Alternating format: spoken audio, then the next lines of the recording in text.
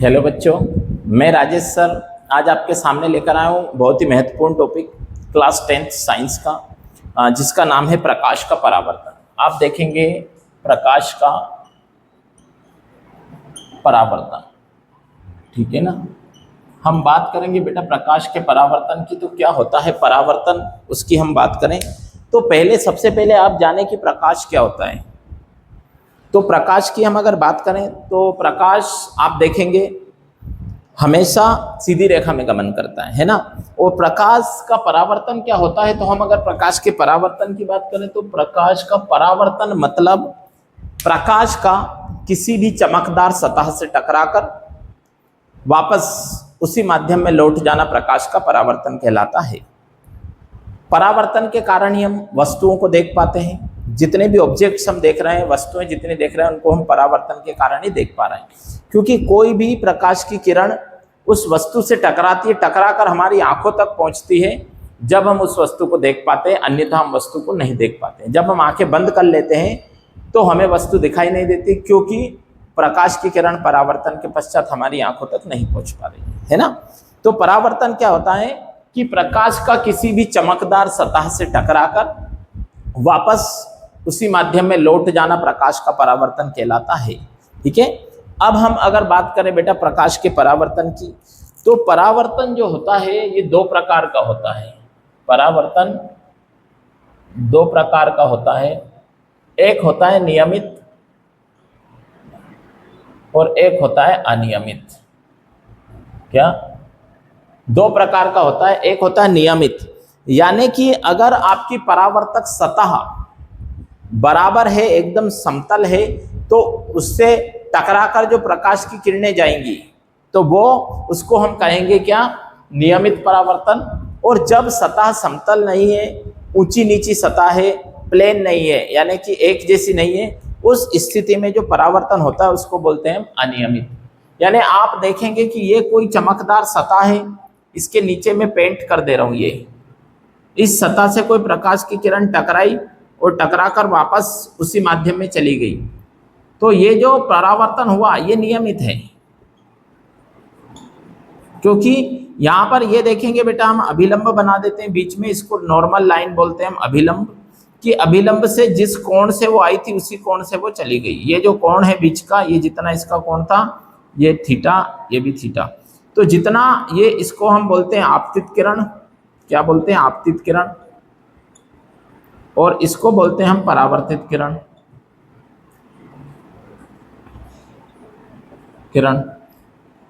और उसके बाद ये जो है ना, ये हमारा ये लाइन जो है इसको बोलते हैं अभिलंब।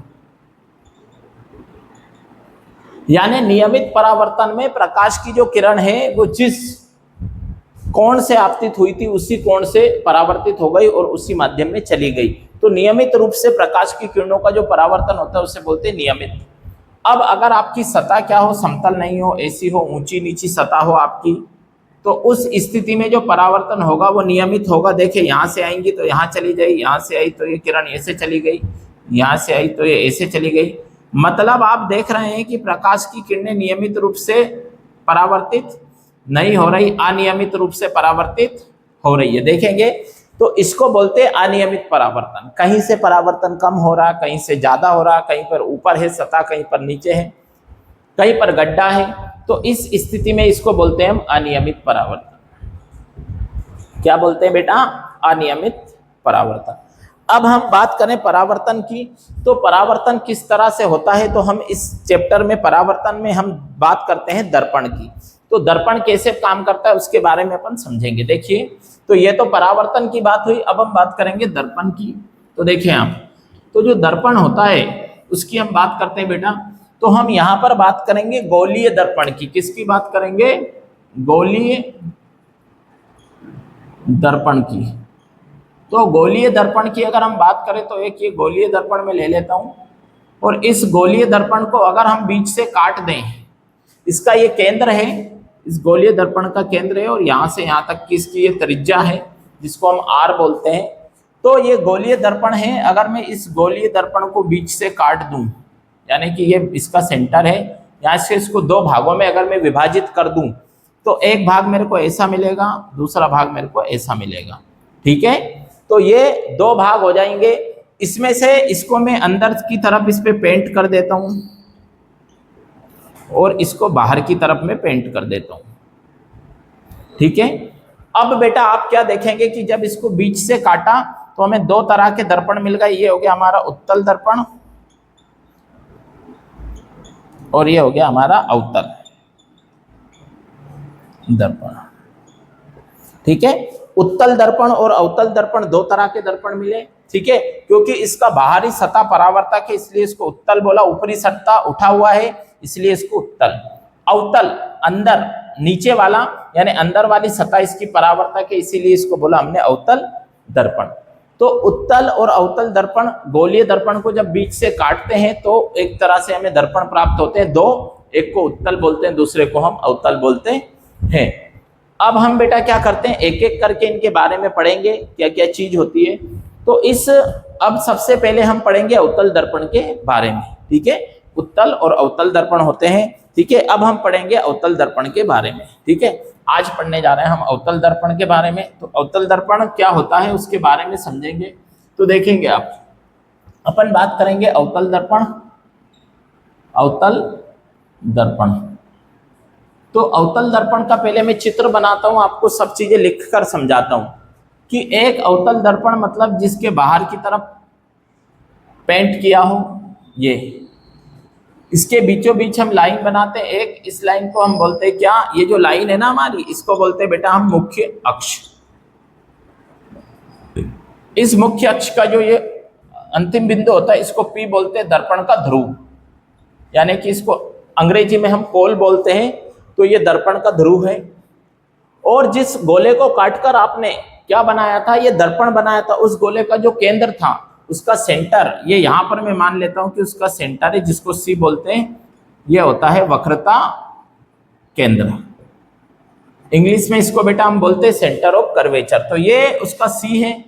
उसके बाद दर्पण के ध्रुव और वक्रता केंद्र का जो बिंदु होता है उसको हम बोलते हैं दर्पण का फोकस। यहाँ पर इन दोनों के बीच में जो होता है इसको F से दर्शाते हैं, इसको मुख्य फोकस भी बोलते हैं, मुख्य फोकस, ठीक है। तो ये दर्पण का मुख्य फोकस है, ये वक्रता केंद्र है और ये दर्पण का मुख्य अक्ष है। तो इस तरह से हम अवतल दर्पण को बनाते हैं। अब अवतल दर्पण में क्या होता है कि बेटा आपके एग्जाम में पूछा जाता है अलग अलग स्थितियां कि जब वस्तु अनंत पर हो तो कहां बनेगा, वस्तु कहां पर हो तो कहां प्रतिबिंब बनेगा। तो उसके लिए कुछ नियम कानून में बताता हूं। अब देखेंगे आप अवतल दर्पण के बारे में क्या है, ये मिटा रहा हूं मैं, आप स्क्रीनशॉट ले लें इसका। और अवतल दर्पण से प्रतिबिंब का बनना,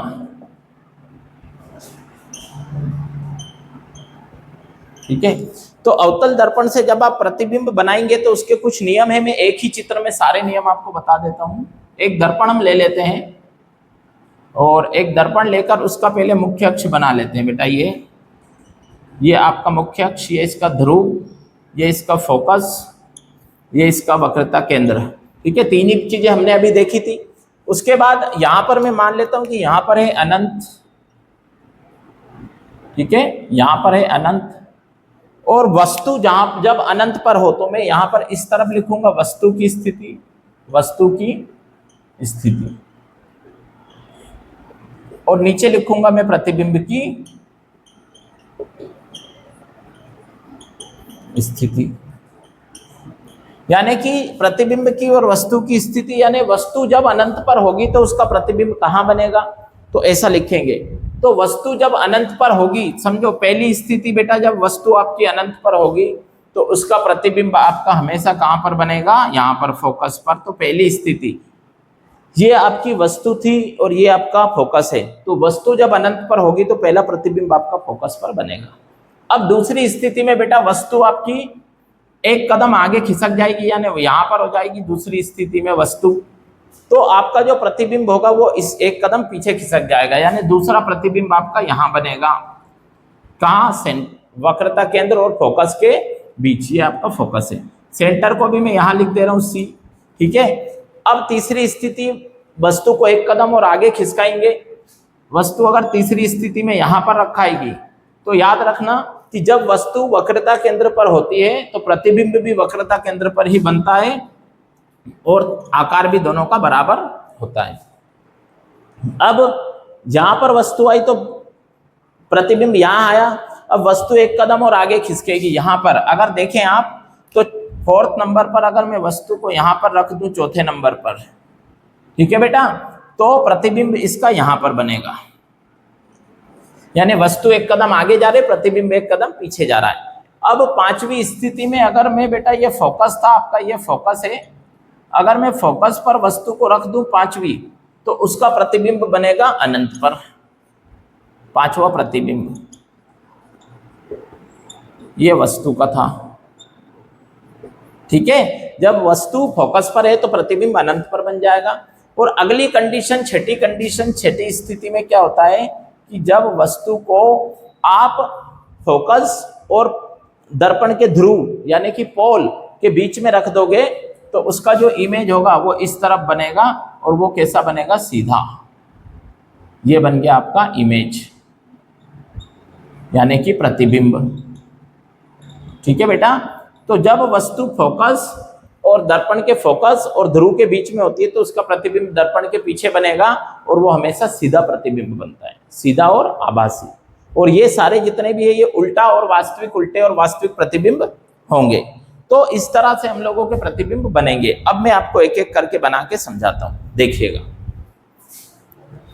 अब इस प्रतिबिंब के कुछ नियम भी हैं बेटा, कि पहला जो क्वेश्चन पूछा जाता है, आपसे पूछते हैं कि जब वस्तु कहां पर हो, जब वस्तु अनंत पर हो, जब वस्तु अनंत पर हो, ऐसा पूछते हैं। तो इसके लिए पहले मैं आपको कुछ नियम बताता हूं। कुछ नियम क्या कि देखो, दर्पण का आपने ये बना लिया लेंस, सॉरी दर्पण बनाया, ये ध्रुव बनाया, ये सी बनाया, ये एफ और ये सी। पहली प्रकाश की किरण कभी भी आप, ये पहला नियम बता रहा हूं मैं, नियम 1, कि अगर पहली प्रकाश की किरण आप हमेशा देखेंगे अगर मुख्य अक्ष के समांतर जाएगी तो परावर्तन के पश्चात वो हमेशा फोकस से निकल कर जाएगी। कहां से जाएगी? फोकस से। यानी कि जब भी आप पहली प्रकाश की किरण को मुख्य अक्ष के समांतर भेजेंगे तो हमेशा वो परावर्तन के पश्चात फोकस से ही जाएगी। दूसरा नियम 2, अगर दूसरी प्रकाश की किरण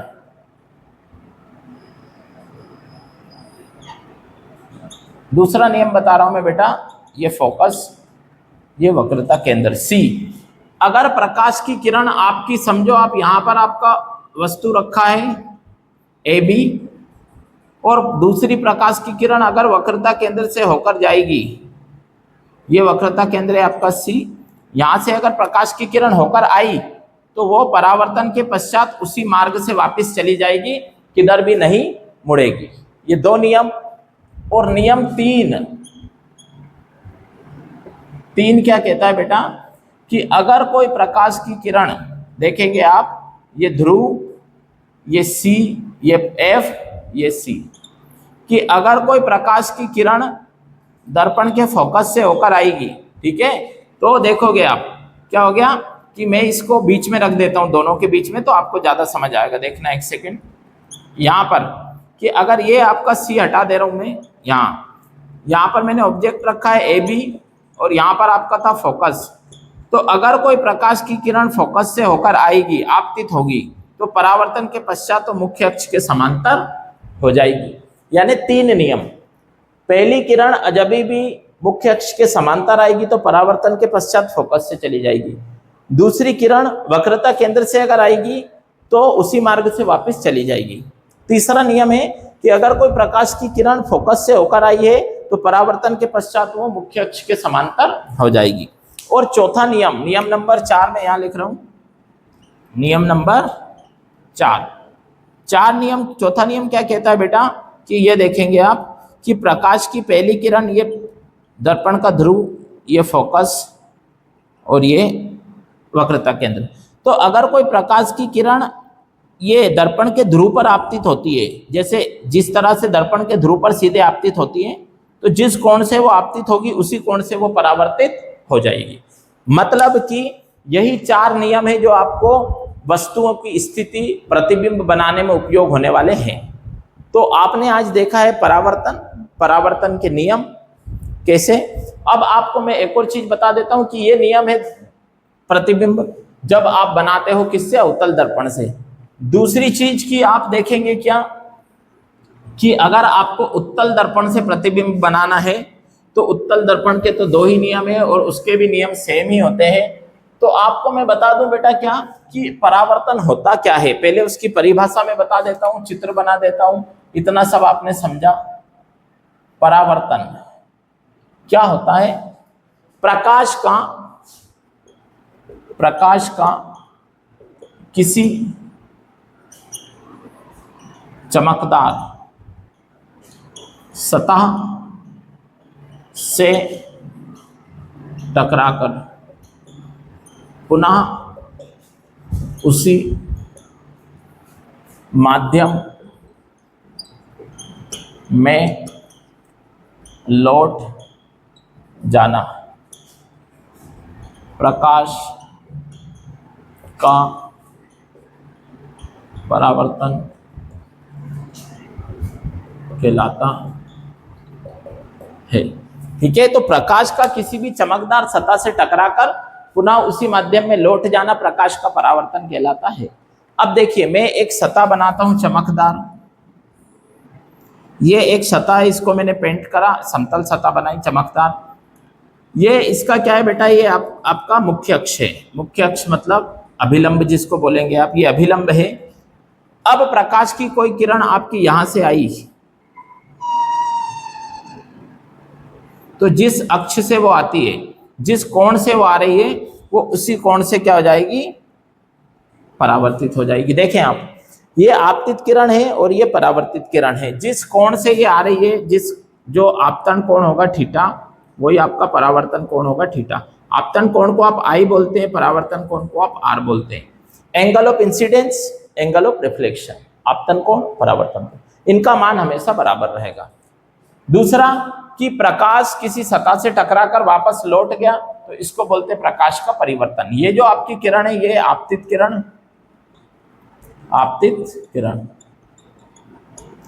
ये जो आपकी किरण है, ये है परावर्तित किरण, और ये जो बीच की लाइन है, ये है आपका अभिलंब। क्या है बेटा, ये आपका अभिलंब है। तो इस तरह से आप देखेंगे कि प्रकाश का परावर्तन होता है कि प्रकाश का कोई भी चमकदार सतह से टकराकर वापस यानी पुनः उसी माध्यम में लौट जाना प्रकाश का परावर्तन कहलाता है। और प्रकाश के परावर्तन के नियम भी आपसे पूछ लिए जाते हैं एग्जाम में, परीक्षा में। तो प्रकाश के परावर्तन के जो नियम है वो 2 ही नियम है। परावर्तन क्या है, इसके नियम बताइए। तो पहला नियम ये कहता है बेटा कि आपतित किरण, परावर्तित किरण और अभिलंब तीनों एक ही तल में स्थित होते हैं। क्या नियम बोलता है, पहला आपतित किरण,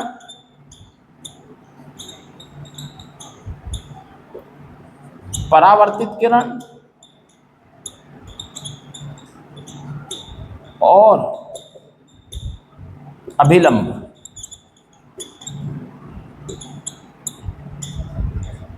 तीनों एक ही तल में स्थित होते हैं। यानी कि क्या बेटा, पहला नियम यह है कि आपतित किरण, परावर्तित किरण और अभिलंब तीनों एक ही तल में स्थित होते हैं। देखेंगे आप, ये आपतित किरण, ये परावर्तित किरण, ये जा रही है, और ये अभिलंब, ये तीनों एक ही तल में एक ही बिंदु पर स्थित है। देख रहे हैं ये। दूसरा मैं आपको बताऊं, इसका जो दूसरा नियम होता है परावर्तन का, तो दूसरा नियम ये कहता है कि आपतन कोण का मान हमेशा परावर्तन कोण के मान के बराबर होगा। यानी आपतन कोण का मान हमेशा परावर्तन कोण के मान के बराबर होगा। यानी हम कह सकते हैं कि आपतन कोण का मान और परावर्तन कोण का जो मान होता है वो हमेशा बराबर होगा कि आपतन कोण जितना बनेगा उतना ही परावर्तन कोण बनेगा, दोनों का मान बराबर होगा। तो इस तरह से हम प्रकाश के परावर्तन को बहुत अच्छे से समझ सकते हैं। तो आई होप आपको ये वीडियो पसंद आया होगा, समझ में आया होगा। तो ज़्यादा से ज़्यादा बच्चों तक शेयर करें, वीडियो को लाइक शेयर करें और चैनल को सब्सक्राइब कर लें ताकि आपको आगे भी इस तरह के वीडियो मिलते रहें। Thank you so much.